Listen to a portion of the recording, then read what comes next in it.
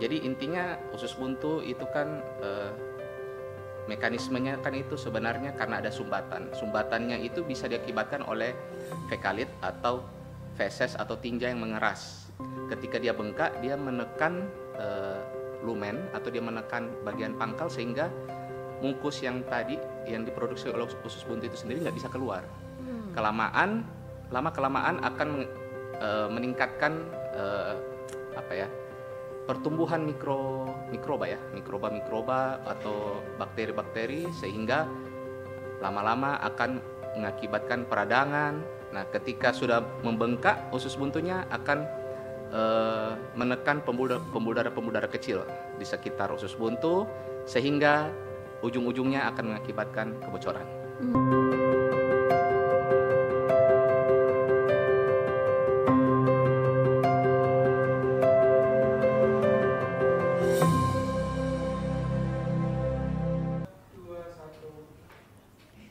Tentang usus buntu, Sobat K, mungkin dulu sudah sering ya mendengar kasus atau mungkin istilah-istilah tentang usus buntu.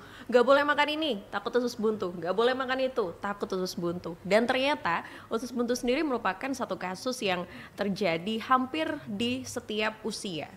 Dan di Indonesia sendiri kasusnya juga cukup sering, Sobat K. Dan hari ini senang sekali kita sudah hadir di studio podcast kita. Ada Siloam Hospitals Jember, ada Dr. Richard Ezra Putra, SPB, spesialis bedah umum. Selamat siang, dokter. Ya, selamat siang, Mbak. Halo juga Mas Ikin. Ya, di sini Mas Muhammad Nurul Muflikin selaku Public Relation Officer dari Siloam Hospitals Jember. Senang sekali setelah sekian lama ya Mas Ikin ya. Iya, benar sekali. Akhirnya kita hari ini berjumpa ya. Jumpa lagi. Dan Dokter Ezra, Dokter Richard Ezra ini pertama kali kesini nih. Iya, benar. Bagaimana kesannya nih, Dok? Kesannya Jember. Enak sih. Pendatang juga soalnya dari Dokter Richard Oke, juga. pendatang dari mana, Dokter?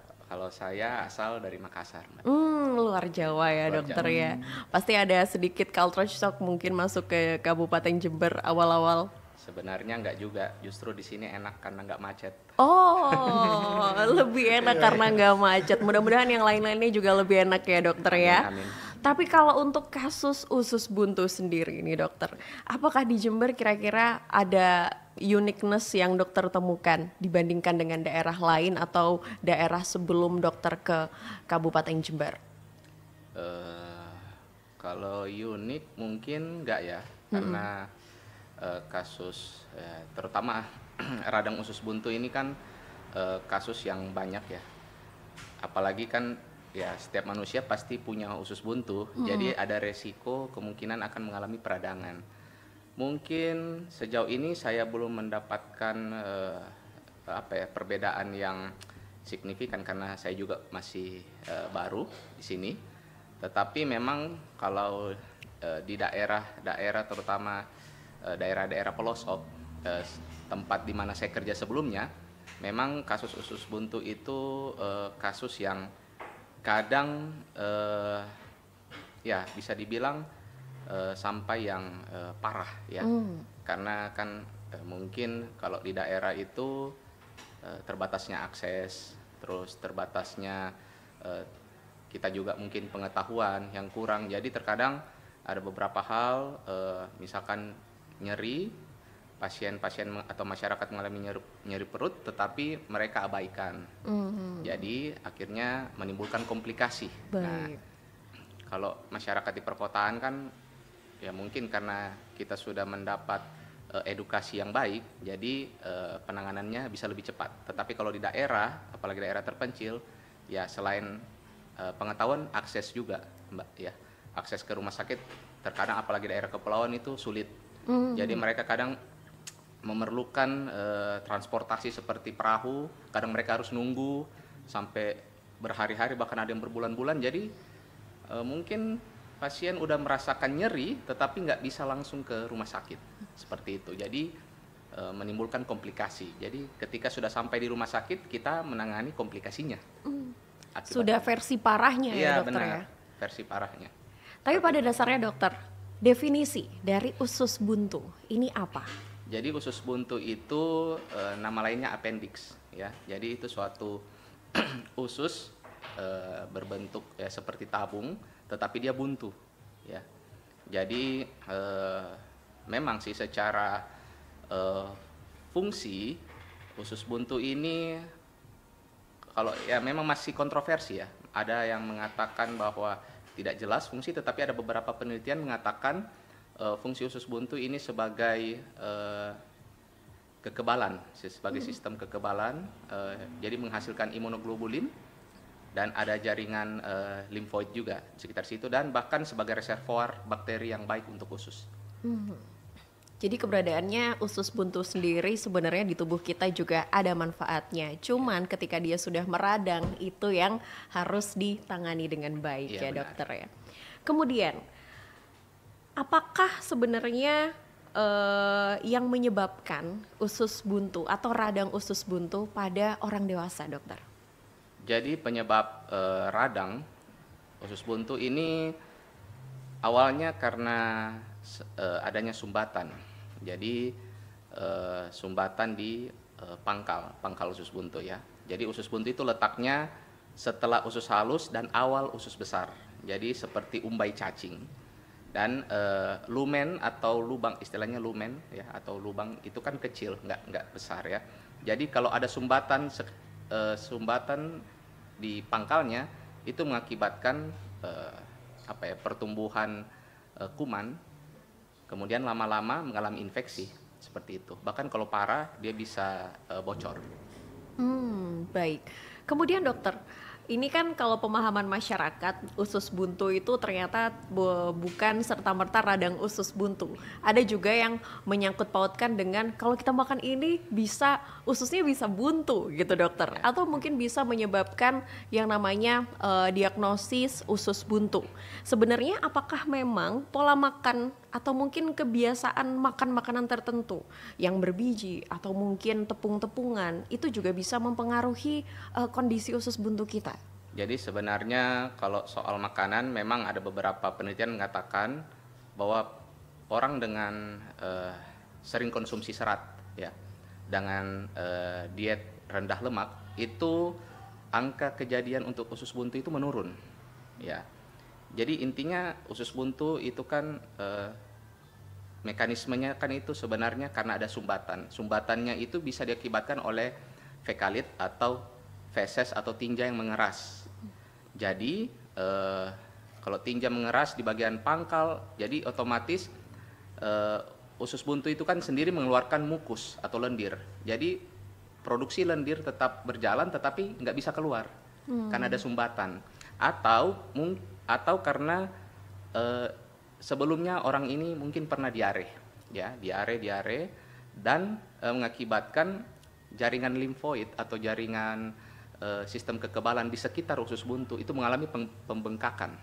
Ketika dia bengkak, dia menekan lumen atau dia menekan bagian pangkal sehingga mukus yang tadi yang diproduksi oleh usus buntu itu sendiri nggak bisa keluar. Lama-kelamaan akan meningkatkan pertumbuhan mikroba atau bakteri-bakteri sehingga lama-lama akan mengakibatkan peradangan. Nah, ketika sudah membengkak usus buntunya akan menekan pembuluh-darah kecil di sekitar usus buntu sehingga ujung-ujungnya akan mengakibatkan kebocoran. Itu kalau sudah parah. Tadi masalahnya ya Iya. dokter ya. Tapi dokter kalau kita lihat dari penyebab-penyebab yang dokter jelaskan tadi berarti tidak hanya pada orang dewasa dong sebenarnya usus buntu ini. Iya. Dan rata-rata tadi kita dokter sempat jelaskan off the record ya dokter ya untuk usia-usia yang patut diwaspadai ketika menderita yang mungkin bisa berpotensi untuk usus buntu. Itu kira-kira usia berapa dokter? Dekade kedua, dekade ketiga ya, umur 20-an, 30-an, tetapi tidak menutup kemungkinan usia 40 dan 50 bahkan 60 itu bisa Masih bisa terjadi ya. Terjadi radang. Bahkan ada sebagian kecil tapi sangat jarang usia 5 bahkan di bawah 5 tahun. Ya Di bawah memang 5 ya tahun. ini ya sedikit ini ya cerita. Banyak nggak apa-apa Ya. dokter? Untuk usia anak memang unik ya, karena kebetulan anak saya juga kemarin sempat radang usus buntu dan dilakukan tindakan. Usia anak saya masih 3 tahun, tetapi sudah mendapatkan usus buntu. Berarti usus buntu ini kadang kita nggak tahu kapan kita kena. Iya. Ya seperti itu. Jadi ya banyak faktor ya seperti itu. Baik, jadi memang kondisi daya tahan tubuh juga mempengaruhi ya dokter ya, apalagi juga sekarang mungkin ada hubungannya juga dengan UPF yang semakin banyak beredar ya dokter ya. Ultra processing food Yes, ya. ultra processed food Iya. ini juga mempengaruhi bagaimana kondisi tubuh kita ketika menyerapnya.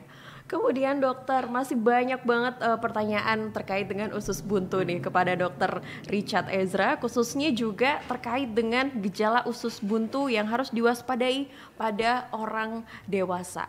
Tapi sebelum dijawab sama dokter Richard, sebelum kita tahu kira-kira bagaimana gejalanya untuk orang dewasa, kita tanya dulu kalau misalnya sewaktu-waktu ada gejala, karena kan tadi udah di-spill sedikit-sedikit ya Benar. sama dokter, kalau udah sakit ini gimana, kira-kira bisa menghubungi Siloam nggak untuk kasus usus buntu atau mungkin gejala sakit yang dirasakan oleh masyarakat? Jawabannya bisa banget Mbak Alifa ya. Jadi buat Sobat K ketika dalam posisi emergensi atau gawat darurat nih, baik keluarganya maupun tetangganya maupun siapapun itu, ketika dalam keadaan darurat jangan panik. Ya, biasanya kan orang-orang dalam keadaan darurat panik, bingung harus ngapain gitu kan. Betul. Ya. Nah, buat Sobat Ki jangan khawatir. Jadi kalau dalam keadaan darurat, silakan bisa menghubungi nomor emergensinya Siloam Hospital Jember, yaitu 0331 2861 911. Oke. Itu. Dan kita di Siloam Jember ada program penjemputan tanpa dipungut biaya maksimal 10 km untuk pasien rawat inap itu. Wah, keren banget. Maksimal 10 km 10 dari kilometer Siloam ya. Dari Siloam, benar. Wah, ini kalau rumah kamu Sobat K cuma 3 km dari Siloam, tapi vaskes kamu lebih jauh, Siloam aja deh Siloam mending aja, benar. yang dihubungin. Tadi nomornya bisa disebut lagi Mas Ikin? 0331 2861 911. 2861 911 Jadi bisa dicatat. 911-nya. Iya, Yes. benar. 911-nya orang Jember nih ya. 2861 911. Oke. Tapi gejalanya bagaimana? Nanti sebelum mungkin lebih jauh ya, kira-kira wah sakit perutku seperti apa nih? Apakah ini termasuk usus buntu? Kita tanyakan ke dokter Richard Ezra. Adakah mungkin dokter gejala khusus peradang usus buntu atau usus buntu sendiri ini untuk orang dewasa, dokter? Jadi gejala awalnya sebenarnya hanya nyeri perut ya, rasa tidak nyaman di perut. Tetapi lama-kelamaan nyeri perut yang di sekitar area pusar atau di atasnya lagi di area ulu hati, dia akan berpindah menjalar atau migrasi ke perut sisi kanan bawah. Nah, kalau nyeri sudah berpindah, rasa awal mulanya di bagian tengah perut di sekitar pusar, terus dia berpindah dan menetap di sisi kanan perut kanan bawah, hati-hati. Wah. Ya, kemungkinan besar merupakan suatu gejala dari radang usus buntu. Tetapi memang perlu dilakukan beberapa pemeriksaan sebenarnya. Baik. Jadi cuman kalau untuk kita sebagai masyarakat, kita perlu waspada ya. Nyeri perut terkadang ada beberapa pasien ya, nyeri ulu hati, Iya. diobati obat mah kok tidak Sembuh. ya. Kemudian mungkin dalam beberapa hari atau bahkan dalam hari itu juga udah pindah nih, menetap di perut kanan bawah. Kalau nyerinya terkadang ada yang nyeri cuman nyeri sebentar kemudian hilang. Iya. Ada yang nyeri banget, nah, seperti itu. Nah, tetap itu merupakan suatu gejala. Jadi hati-hati, segera ke fasilitas kesehatan terdekat ya untuk diperiksa. Baik, berarti ini sudah kita ketahui ya kira-kira perbedaannya antara nyeri perut biasa atau mungkin nyeri perut karena usus buntu. Sudah dijelaskan oleh Dr. Richard Ezra, Sobat K. Tapi selengkapnya lagi masih banyak terkait dengan bagaimana proses diagnosisnya, kemudian resikonya bagaimana, kemudian juga nanti penanganannya bagaimana. Kita akan tanyakan lebih lanjut, jadi stay tune terus di K Radio Talk bersama Siloam Hospital Jember.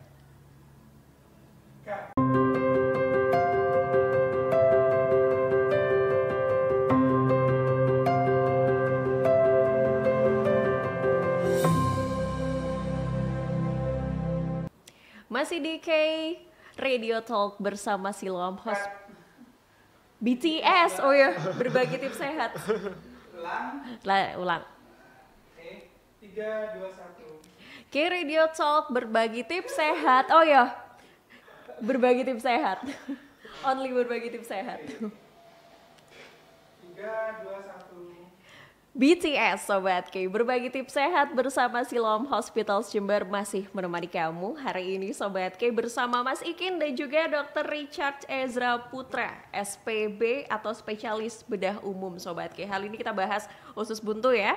Tadi udah kita bahas bersama Dr. Richard terkait dengan kira-kira usus buntu itu seperti apa, awalnya gimana, sakitnya seperti apa. Sementara sekarang kita coba bahas lebih detail lagi tentang kira-kira adakah mungkin semacam step atau tingkat keparahan tersendiri untuk usus buntu untuk Sobat K, Dr. Richard, sehingga kira-kira penanganannya juga apakah butuh penanganan khusus ketika dia mungkin udah stadium masih ringan sampai dengan dia yang sudah berat gitu dokter.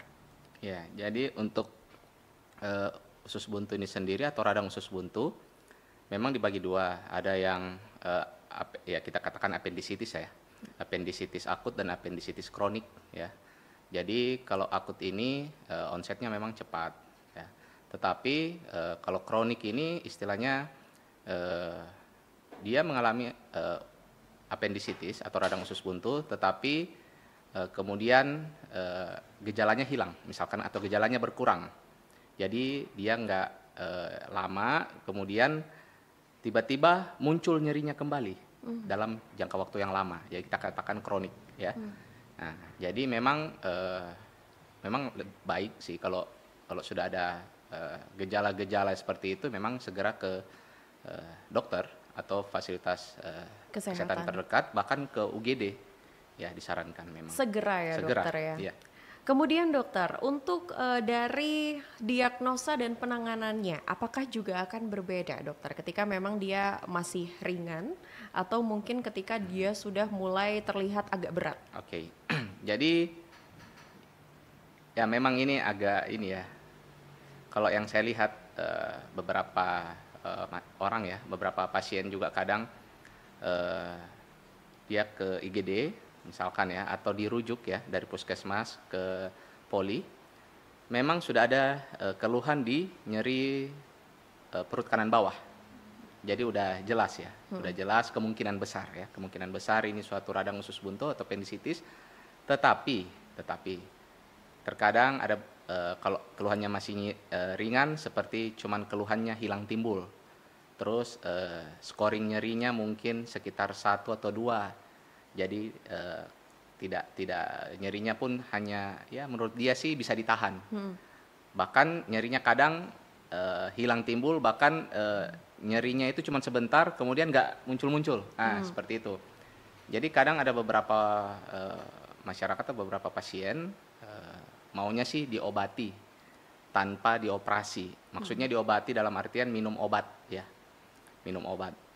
Memang untuk penanganan minum obat atau namanya conservative treatment itu bisa mengurangi gejala ya. Tetapi keluhannya atau gejalanya itu bisa muncul kembali. Bahkan ada dari beberapa penelitian itu kurang lebih 1 tahun setelah dia conservative treatment itu keluhannya muncul sampai 40-50%.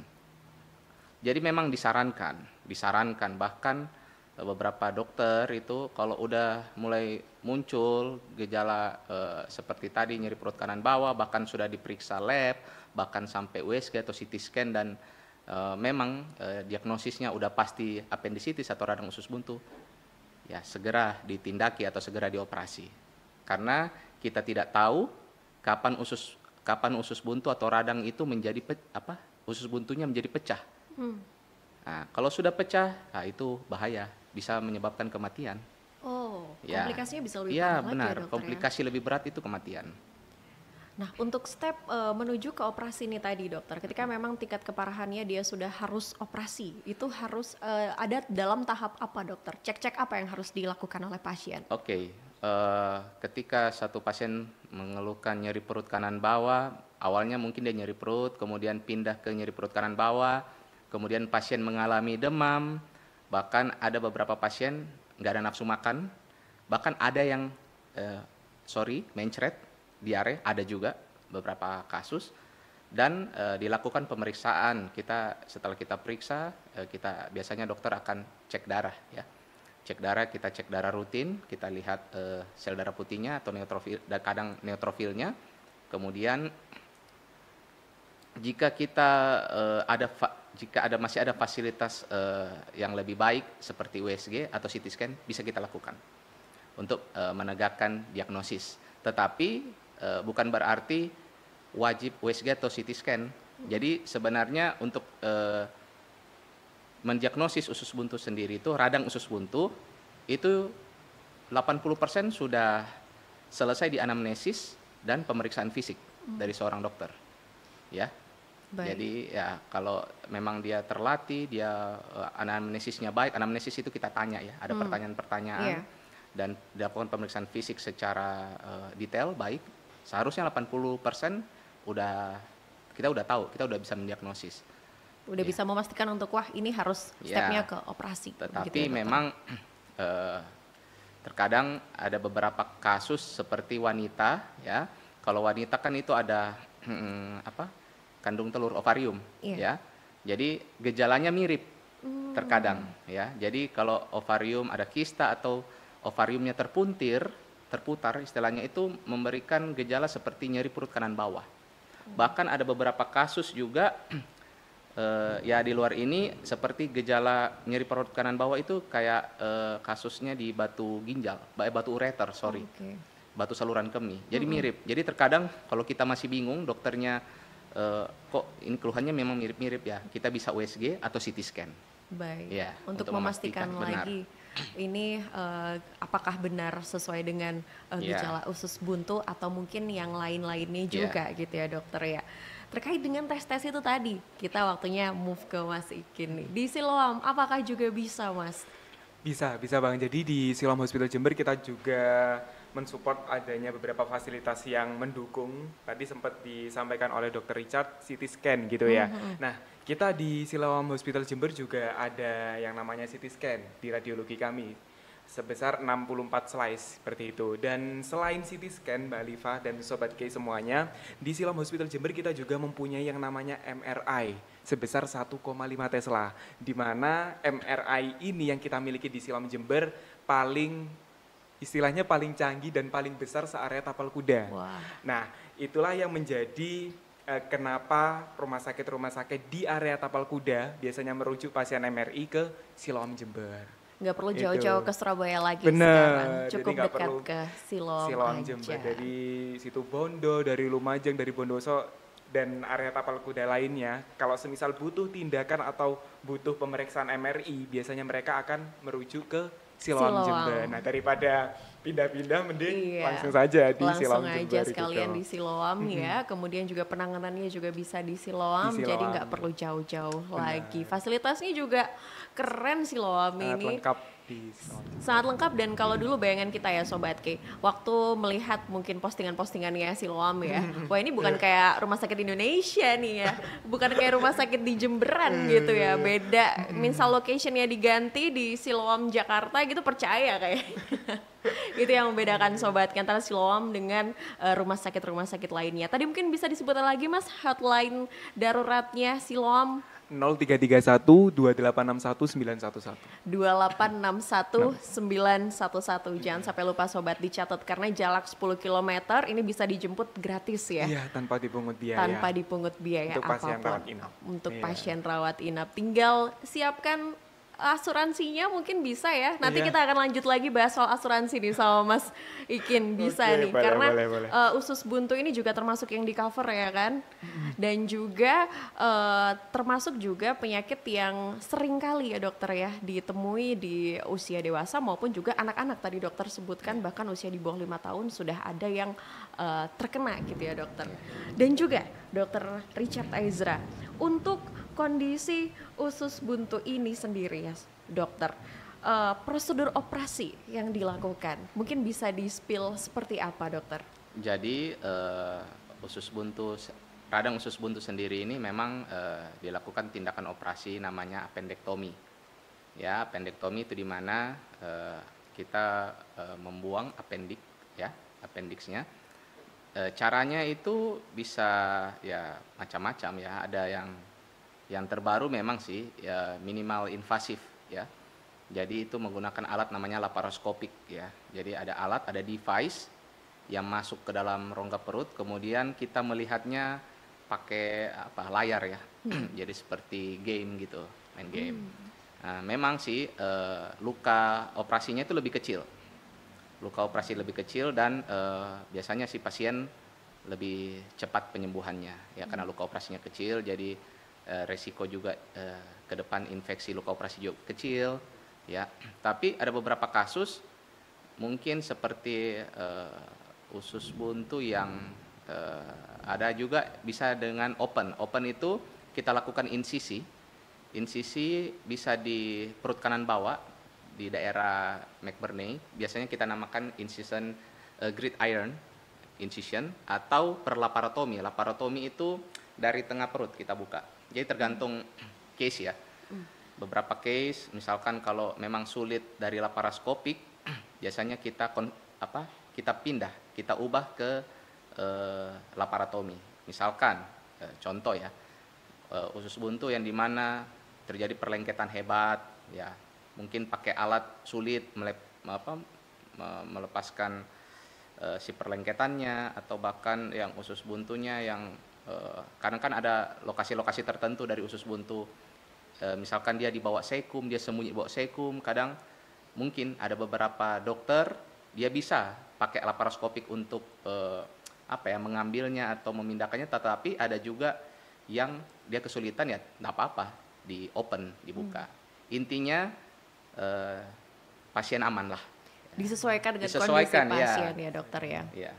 Itulah manfaatnya kita melakukan tes-tes itu tadi ya dokter ya di awal. Jadi kita mengetahui bagaimana posisinya juga, dan akhirnya ya sebenarnya itu bukan pilihan pasien ya dokter ya untuk jenis-jenis operasi yang dipilih, tetap kembali ke dokternya memutuskan. Juga, yes, dari kondisi pasiennya seperti apa, dokter akan memutuskan nanti jenis operasi seperti apa juga yang akan ditempuh oleh pasien. Baik Sobat K, ini masih banyak pertanyaan terkait dengan tadi kita udah sampai bahas ke operasi, pemulihannya bagaimana nanti, kemudian juga kira-kira pencegahannya apa yang bisa kita lakukan untuk radang usus buntu ini akan kita bahas. Tentu saja masih di BTS bersama Siloam Hospitals Jember. Stay tune.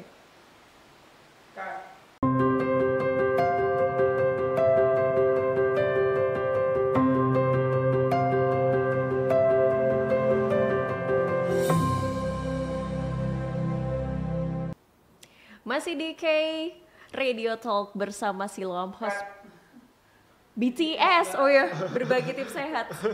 Ulang. 3, 2, 1. K Radio Talk berbagi tips sehat, oh ya, berbagi tips sehat.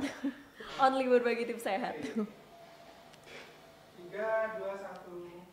BTS Sobat K, berbagi tips sehat bersama Siloam Hospitals Jember masih menemani kamu hari ini Sobat K bersama Mas Ikin dan juga Dr. Richard Ezra Putra, SPB atau spesialis bedah umum Sobat K. Hal ini kita bahas usus buntu ya. Tadi udah kita bahas bersama Dr. Richard terkait dengan kira-kira usus buntu itu seperti apa, awalnya gimana, sakitnya seperti apa. Sementara sekarang kita coba bahas lebih detail lagi tentang kira-kira adakah mungkin semacam step atau tingkat keparahan tersendiri untuk usus buntu untuk Sobat K, Dr. Richard, sehingga kira-kira penanganannya juga apakah butuh penanganan khusus ketika dia mungkin udah stadium masih ringan sampai dengan dia yang sudah berat gitu dokter. Ya, jadi untuk usus buntu ini sendiri atau radang usus buntu memang dibagi dua. Ada yang kita katakan appendicitis ya, appendicitis akut dan appendicitis kronik ya. Jadi kalau akut ini onsetnya memang cepat ya. Tetapi kalau kronik ini istilahnya dia mengalami appendicitis atau radang usus buntu, tetapi kemudian gejalanya hilang misalkan atau gejalanya berkurang. Jadi dia nggak lama kemudian tiba-tiba muncul nyerinya kembali. dalam jangka waktu yang lama. Jadi kita katakan kronik ya. Nah, jadi memang baik sih kalau sudah ada gejala-gejala seperti itu memang segera ke dokter atau fasilitas kesehatan terdekat, bahkan ke UGD ya disarankan memang. Segera ya dokter ya. Iya. Kemudian dokter, untuk dari diagnosa dan penanganannya, apakah juga akan berbeda dokter ketika memang dia masih ringan atau mungkin ketika dia sudah mulai terlihat agak berat? Oke. Jadi ya memang ini agak ini ya. Kalau yang saya lihat beberapa orang ya, beberapa pasien juga kadang dia ke IGD misalkan ya, atau dirujuk ya dari puskesmas ke poli, memang sudah ada keluhan di nyeri perut kanan bawah. Jadi udah jelas ya, udah jelas kemungkinan besar ini suatu radang usus buntu atau appendicitis. Tetapi terkadang ada kalau keluhannya masih ringan, seperti cuman keluhannya hilang timbul, terus scoring nyerinya mungkin sekitar 1 atau 2. Jadi tidak nyerinya pun hanya ya menurut dia sih bisa ditahan. Bahkan nyerinya kadang hilang timbul, bahkan nyerinya itu cuma sebentar kemudian nggak muncul-muncul. Nah, seperti itu. Jadi kadang ada beberapa masyarakat atau beberapa pasien maunya sih diobati tanpa dioperasi. Maksudnya diobati dalam artian minum obat ya. Minum obat. Memang untuk penanganan minum obat atau namanya conservative treatment itu bisa mengurangi gejala ya. Tetapi keluhannya atau gejalanya itu bisa muncul kembali. Bahkan ada dari beberapa penelitian itu kurang lebih 1 tahun setelah dia conservative treatment itu keluhannya muncul sampai 40-50%.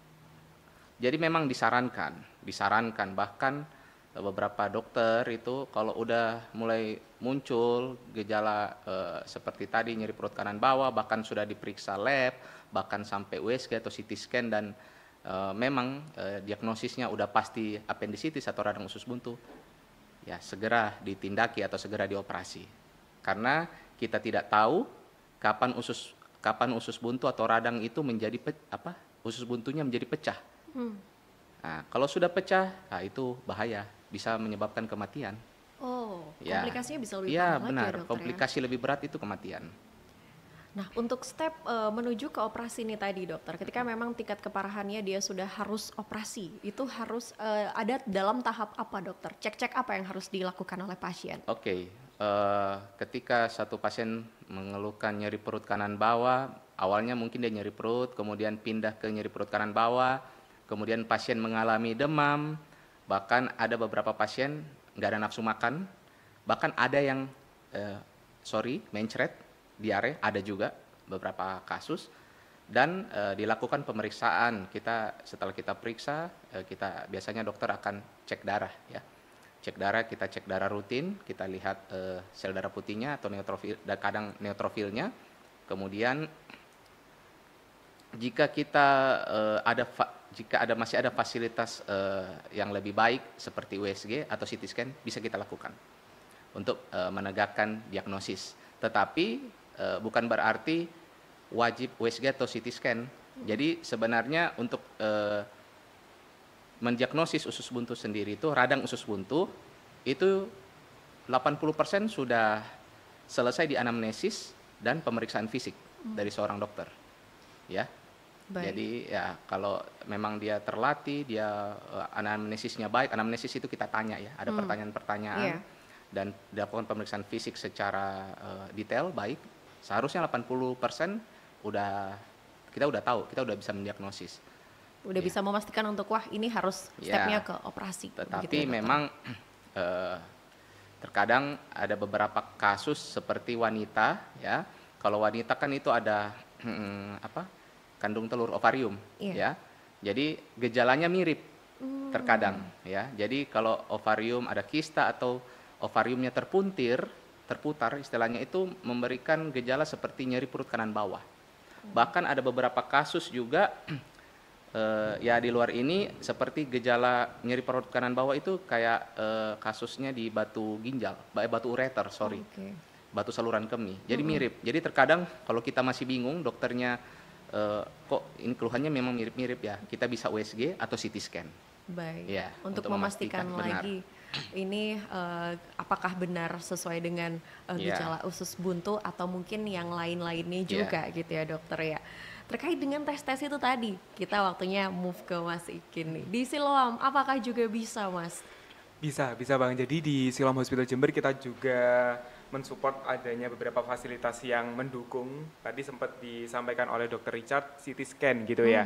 Nah, kita di Siloam Hospital Jember juga ada yang namanya CT scan di radiologi kami sebesar 64 slice seperti itu. Dan selain CT scan Mbak Alifa dan Sobat K semuanya, di Siloam Hospital Jember kita juga mempunyai yang namanya MRI sebesar 1,5 Tesla, di mana MRI ini yang kita miliki di Siloam Jember istilahnya paling canggih dan paling besar se-area Tapal Kuda. Wah. Nah, itulah yang menjadi kenapa rumah sakit di area Tapal Kuda biasanya merujuk pasien MRI ke Siloam Jember. Nggak perlu Itu. jauh-jauh ke Surabaya lagi Bener, sekarang. jadi Cukup nggak dekat perlu ke Siloam Siloam aja. Jember, dari situ Bondo, dari Lumajang, dari Bondoso dan area Tapal Kuda lainnya. Kalau semisal butuh tindakan atau butuh pemeriksaan MRI, biasanya mereka akan merujuk ke Siloam Jember. Nah, daripada pindah-pindah mending Iya, langsung saja di langsung Siloam aja Jember sekalian gitu. di Siloam ya. Kemudian juga penanganannya juga bisa di Siloam, Di jadi Siloam. nggak perlu jauh-jauh Benar. lagi. Fasilitasnya juga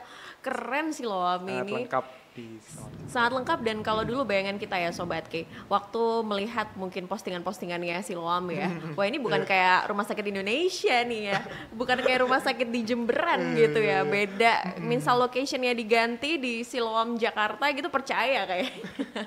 Itu yang membedakan Sobat K antara Siloam dengan rumah sakit lainnya. Tadi mungkin bisa disebutkan lagi Mas hotline daruratnya Siloam. 0331 2861 911.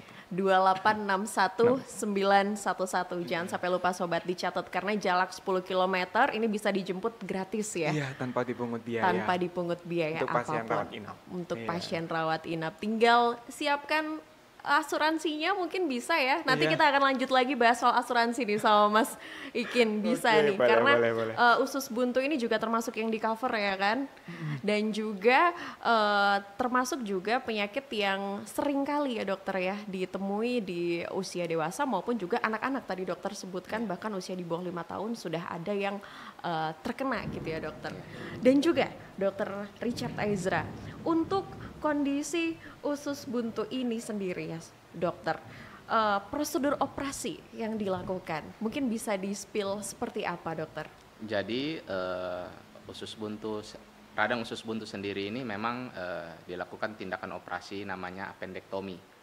Ya, appendektomi itu di mana kita membuang appendik, ya, appendiksnya. Caranya itu bisa ya macam-macam ya. Ada yang terbaru memang sih ya minimal invasif ya. Jadi itu menggunakan alat namanya laparoskopik ya. Jadi ada alat, ada device yang masuk ke dalam rongga perut, kemudian kita melihatnya pakai layar ya. Jadi seperti game gitu, main game. Nah, memang sih luka operasinya itu lebih kecil. Luka operasi lebih kecil dan biasanya si pasien lebih cepat penyembuhannya ya, karena luka operasinya kecil, jadi resiko juga ke depan infeksi luka operasi juga kecil ya. Tapi ada beberapa kasus mungkin seperti usus buntu yang ada juga bisa dengan open. Open itu kita lakukan insisi. Insisi bisa di perut kanan bawah di daerah McBurney. Biasanya kita namakan incision gridiron incision atau perlaparotomi. Laparotomi itu dari tengah perut kita buka. Jadi tergantung case ya. Beberapa case misalkan kalau memang sulit dari laparoskopik, biasanya kita pindah, kita ubah ke laparotomi. Misalkan contoh ya, usus buntu yang dimana terjadi perlengketan hebat ya, mungkin pakai alat sulit melepaskan si perlengketannya, atau bahkan yang usus buntunya yang Kadang kan ada lokasi-lokasi tertentu dari usus buntu. Misalkan dia dibawa sekum, dia sembunyi bawa sekum. Kadang mungkin ada beberapa dokter dia bisa pakai laparoskopik untuk mengambilnya atau memindahkannya, tetapi ada juga yang dia kesulitan, ya nggak apa-apa, di open, dibuka. Intinya pasien aman lah. Disesuaikan dengan Disesuaikan, kondisi pasien ya dokter ya. Iya. Itulah manfaatnya kita melakukan tes-tes itu tadi ya dokter ya di awal. Jadi kita mengetahui bagaimana posisinya juga, dan akhirnya ya sebenarnya itu bukan pilihan pasien ya dokter ya untuk jenis-jenis operasi yang dipilih, Ya, tetap benar. kembali ke dokternya Keadaannya memutuskan. juga, ya. Yes, dari kondisi pasiennya seperti apa, dokter akan memutuskan nanti jenis operasi seperti apa Benar. juga yang akan ditempuh oleh pasien. Baik Sobat K, ini masih banyak pertanyaan terkait dengan tadi kita udah sampai bahas ke operasi, pemulihannya bagaimana nanti, kemudian juga kira-kira pencegahannya apa yang bisa kita lakukan untuk radang usus buntu ini akan kita bahas. Tentu saja masih di BTS bersama Siloam Hospitals Jember. Stay tune.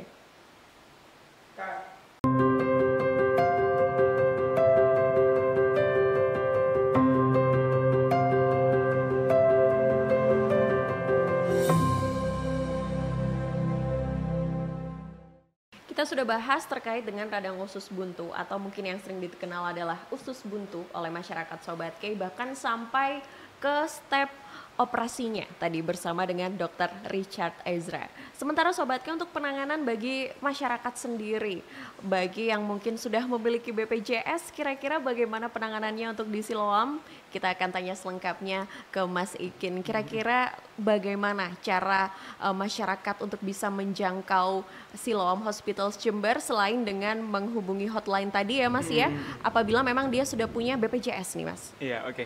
Dan ini juga informasi juga ya buat Sobat K yang ada dimanapun berada ya. Jadi mungkin beberapa Sobat K di sini ada yang belum paham atau belum mengerti terkait di Siloam Jember itu bisa nggak sih pakai BPJS gitu ya. Mungkin sempat ada pikiran seperti itu. Dan FYI buat Sobat K semuanya bahwa di Siloam Hospital Jember kita menerima pasien BPJS. Baik kelas 3, kelas 2, kelas 1. Baik itu BPJS Mandiri maupun PBI yang dari pemerintah.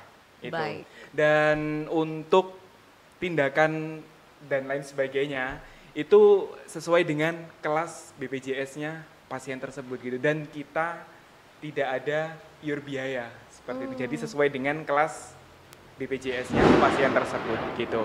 Dan berbicara mengenai BPJS, kalau semisal mau periksa nih ke rumah sakit atau di FKTL, pastinya kan harus membawa surat rujukan dari FKTP.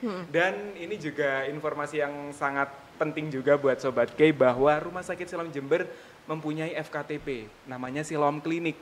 Lokasinya ada di Jalan Sumatera. Jadi kalau dari Bundaran DPR itu 500 meteran lah di sebelah kiri jalan.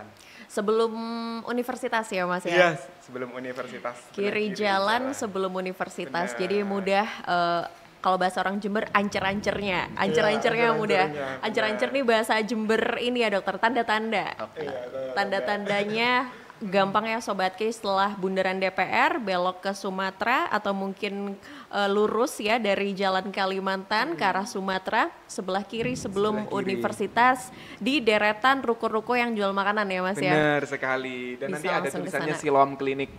Gitu. Baik, di Siloam Klinik. Dan juga dengar-dengar Siloam sekarang ada brand, bukan brand baru ya, namanya sudah ganti, Oh, iya. atau mungkin ini upgrade atau ganti bisa dibilang ya Mas? Bisa dikatakan bertransformasi sepertinya Mbak Alifa ya. Baik. Jadi yang dulunya namanya Siloam Hospital Jember, ini bertransformasi menjadi RSU Siloam Jember. Gitu.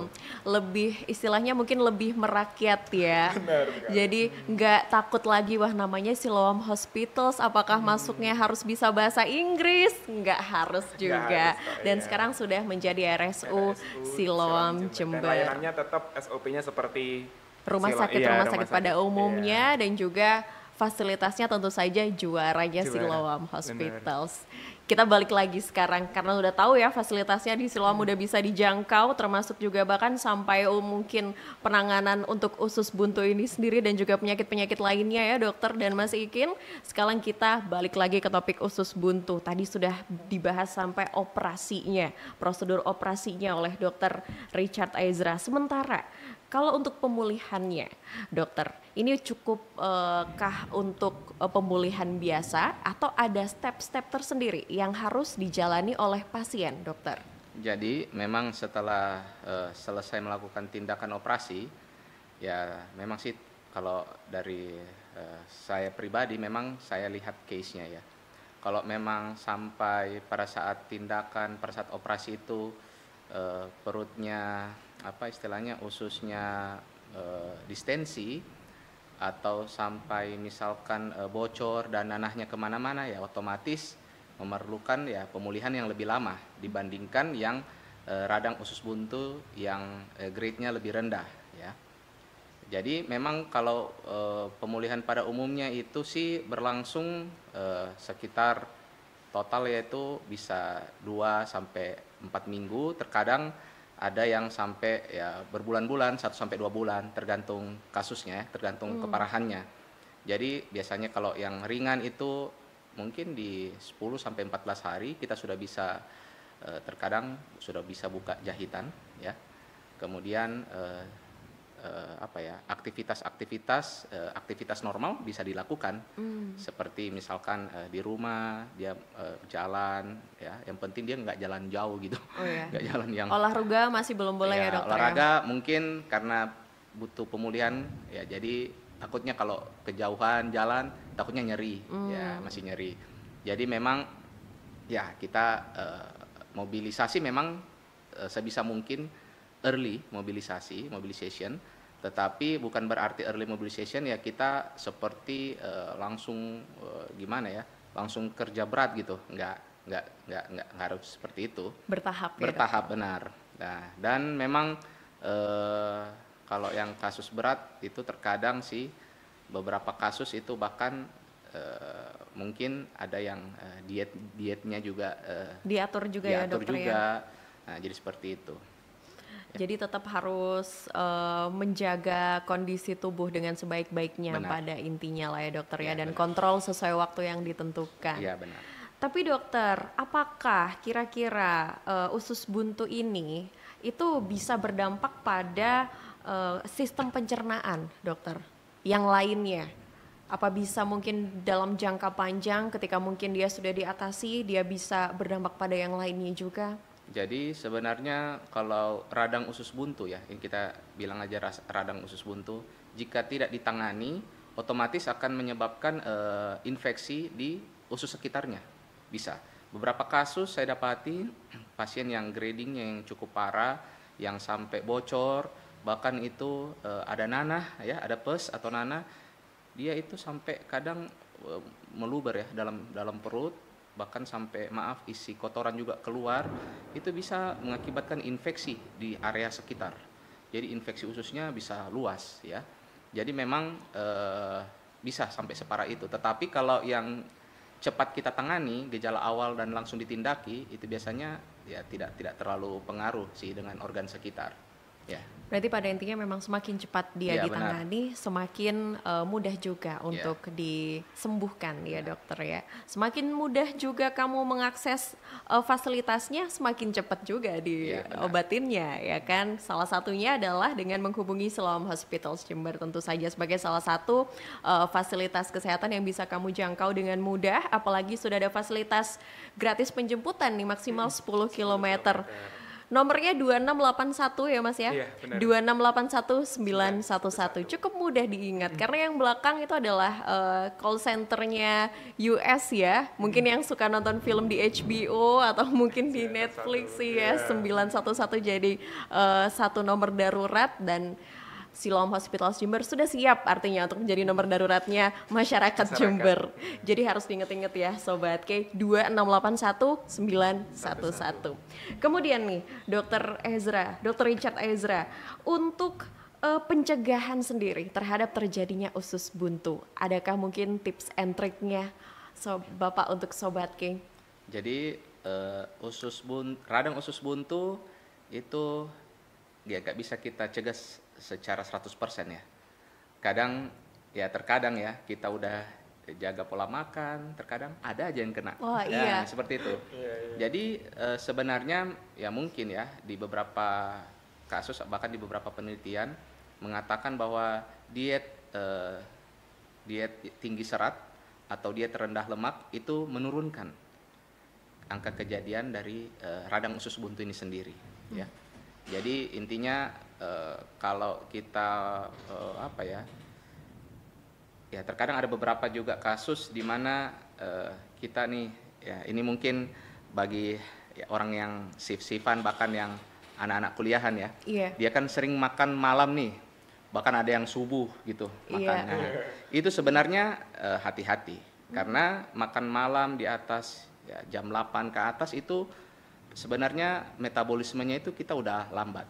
Pergerakan usus kadang juga ya tidak sebaik ketika sebelum jam 6. Jadi pergerakan usus lambat itu mengakibatkan di mana bisa terjadi penumpukan kotoran di sekitar usus besar. Nah, kalau ada penumpukan kotoran di usus besar, ya apalagi kalau di dekat appendix ya bisa tersumbat, jadi bisa meningkatkan resiko.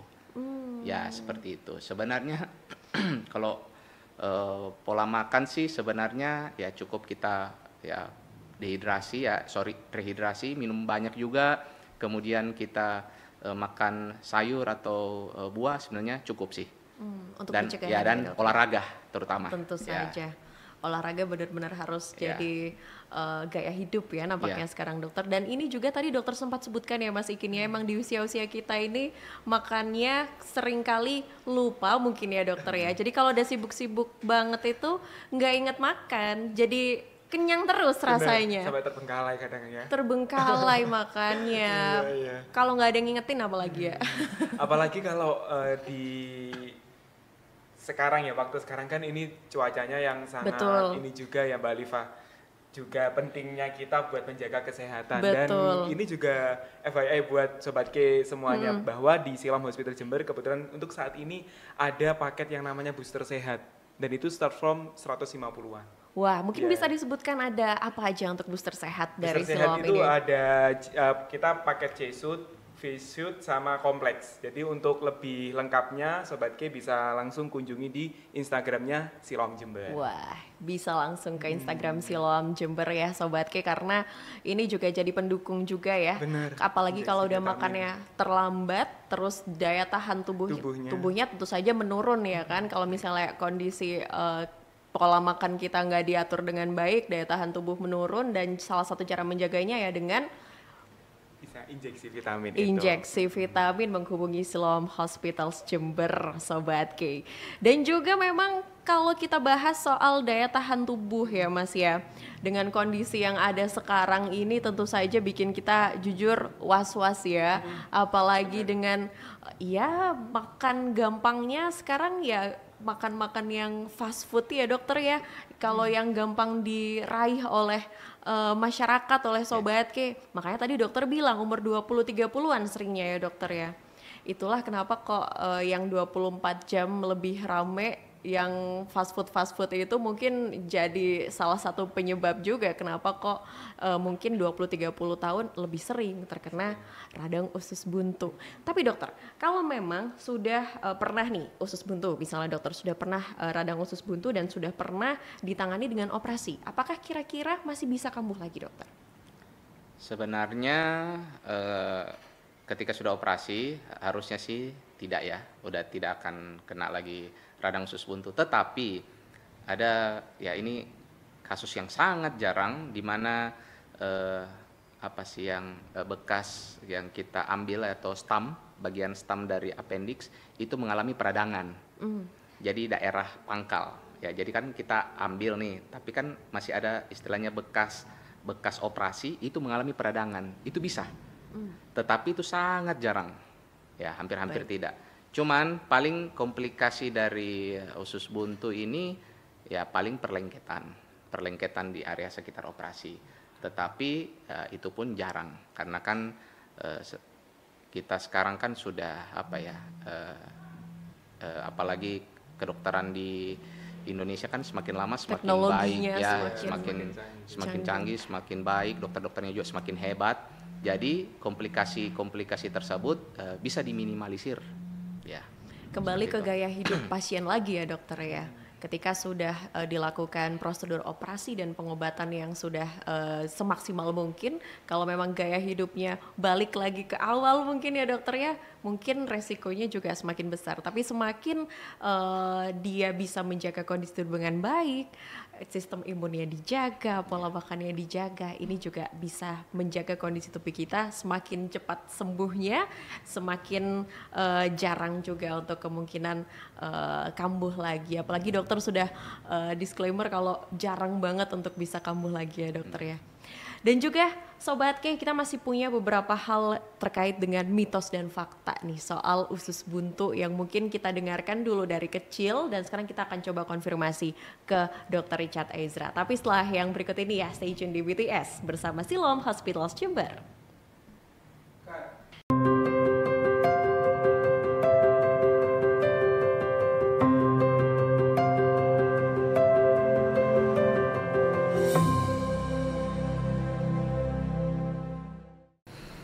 Mitos dan fakta soal radang usus buntu atau mungkin orang-orang kenalnya usus buntu ya Sobat K, ini sudah banyak banget kita denger ya dari kita kecil dan juga sampai sekarang pun masih banyak mitos dan fakta yang beredar, tapi kita coba konfirmasi. Kira-kira apakah tetap mitos atau mungkin justru yang mitos ini beneran fakta gitu ya dokter dan Mas Ikin ya. Yang pertama dokter, makan mie instan bisa menyebabkan radang usus buntu. Mitos atau fakta? Mitos ya. Jadi sebenarnya kalau mie kan itu kan ya gandum ya. Ya cuman memang sih kalau kita makan mie 1 dus ya otomatis langsung kena ya. 1 dus dalam sehari. Dalam sekali makan ya tetap bisa kena itu. Cuman kalau mie sendiri ya enggak ya. Jadi terkadang ada mie makanan pedas ya, sebenarnya enggak. Tetapi memang yang seperti saya bilang tadi yang penting kita makannya wise ya, secara wise saja, secara berhikmat. Jadi tetap ya kita konsumsi yang makanan lain seperti serat atau buah ya, supaya pencernaan kita lancar. Nah, jadi kalau pencernaan kita tidak lancar, itu lama-lama terbentuk fekalit yang saya katakan tadi. Nah, fekalit ini kalau dia nyumbat di pangkal dari usus buntu, ya itu ya gampang jadi apendisitis, gampang peradangan. Pada intinya kudu seimbang ya dokter ya yang dikonsumsi. Boleh hari ini makan mie instan tapi ya jangan sampai 1 dus dan juga nanti dipertimbangkan untuk makan serat yang lainnya juga ya dokter ya. Jadi ternyata makan mie instan tidak selamanya menyebabkan usus buntu, itu mitos. Kemudian yang kedua, usus buntu bersifat genetik dokter. Kalau orang tuanya usus buntu, anaknya bisa usus buntu. Mitos atau fakta? Jadi sebenarnya ini mitos ya. Tetapi ada penelitian mengatakan ada gen-gen tertentu itu bisa mengakibatkan severitas. Jadi istilahnya ya saya lupa gen apa. Punya saya pernah baca itu dia meningkatkan, maksudnya dia mempengaruhi severitas aja.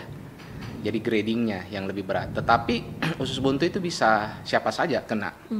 Selama dia manusia, ya pasti. Dan punya usus buntu.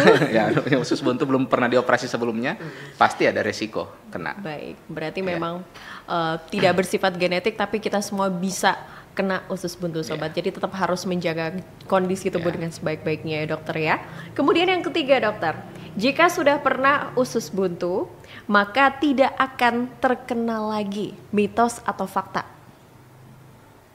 Jika sudah terkena usus buntu, sudah pernah radang usus buntu, kemudian sembuh, tidak akan pernah kena lagi. Jadi radang usus buntu ini masih, jika tidak dilakukan tindakan operasi, otomatis masih bisa kena. Jadi misalkan yang seperti yang saya katakan tadi, yang ada conservative treatment, jadi ada peradangan usus buntu tetapi tidak ditindaki, jadi hanya meminum obat ya, misalkan antibiotik dalam jangka waktu tertentu, ya mungkin peradangannya berkurang, tetapi itu namanya bisa muncul kembali event itu di waktu yang akan datang. Baik. Jadi tetap ada resiko. Fakta ya dokter ya, kalau memang tidak disembuhkan dengan baik, tidak total sampai melakukan prosedur operasi, maka ada kemungkinan untuk dia kambuh lagi. Benar. Berikutnya, Dokter Richard, usus buntu hanya bisa sembuh dengan operasi, mitos atau fakta? Radang usus buntu ya fakta.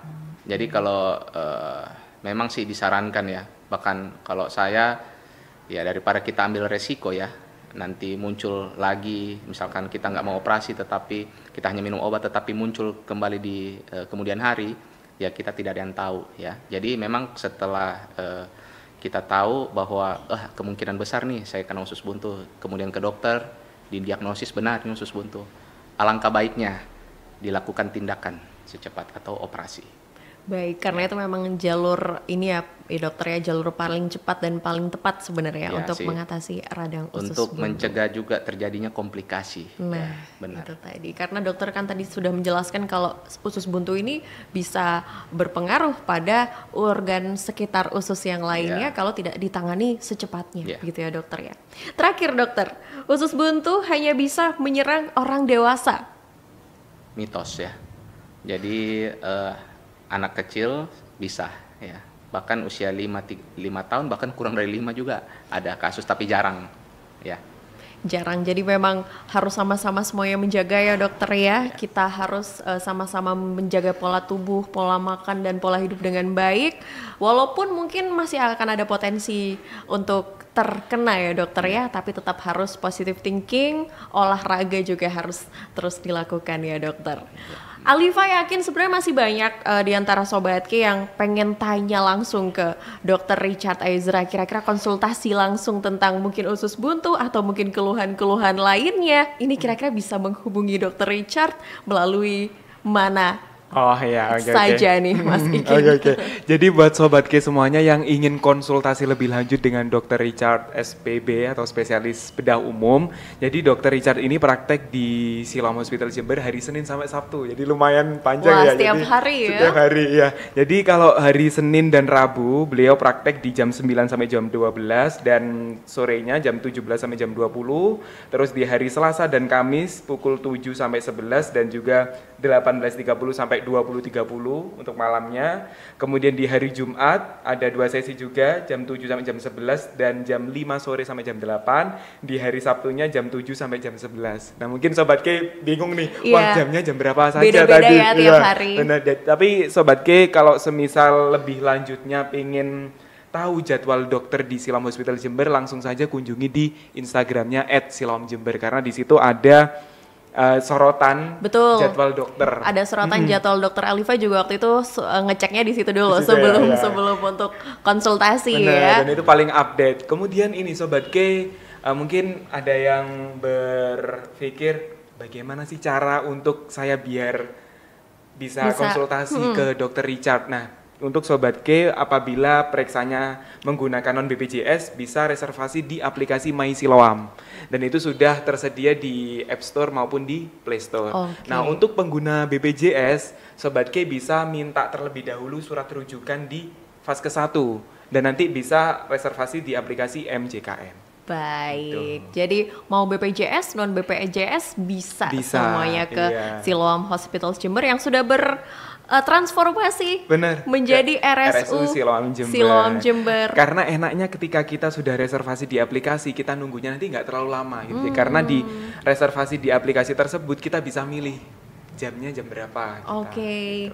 Karena jangan main-main ya Sobat K, Alifa lewat Lipo tiap hari yang ramai bukan Liponya, Siloamnya yang ramai sekarang. Karena sampai keluar-luar antriannya sering ya Mas Ikin ya. Jadi untuk kamu Sobat yang punya keluhan tersendiri atau mungkin ingin konsultasi langsung dengan Dr. Richard, bisa kamu mendownload dulu aplikasi My Siloam atau melalui My JKN ya, mobile JKN juga bisa kamu akses Sobat K. Terima kasih banyak atas waktunya hari ini Dr. Iya, Richard terima kasih, Ezra. Mbak. Terima kasih Mas Iya, Ikin. Rizwati. Mudah-mudahan nanti kita bisa ngobrol lagi terkait dengan topik-topik masalah kesehatan lainnya, atau mungkin bersama Dr. Richard lagi boleh banget mungkin terkait dengan masalah-masalah kesehatan lainnya. Mudah-mudahan Sobat K juga berkenan dengan topik hari ini, dan kalau misalnya kamu punya pertanyaan lebih lanjut silahkan kamu sampaikan ke Instagram Siloam, apalagi terkait dengan layanan, kamu pengen layanan yang seperti apa, pertanyaan khusus bisa langsung ke Instagramnya Siloam. Terima kasih banyak sekali lagi Mas Ikin dan Dr. Richard, mudah-mudahan kita bisa segera bertemu kembali, dan stay tune terus di K Radio ya. Berbagi tips sehat masih terus akan memberikan update-update informasi terbaru. Tunggu video selanjutnya ya Sobat K.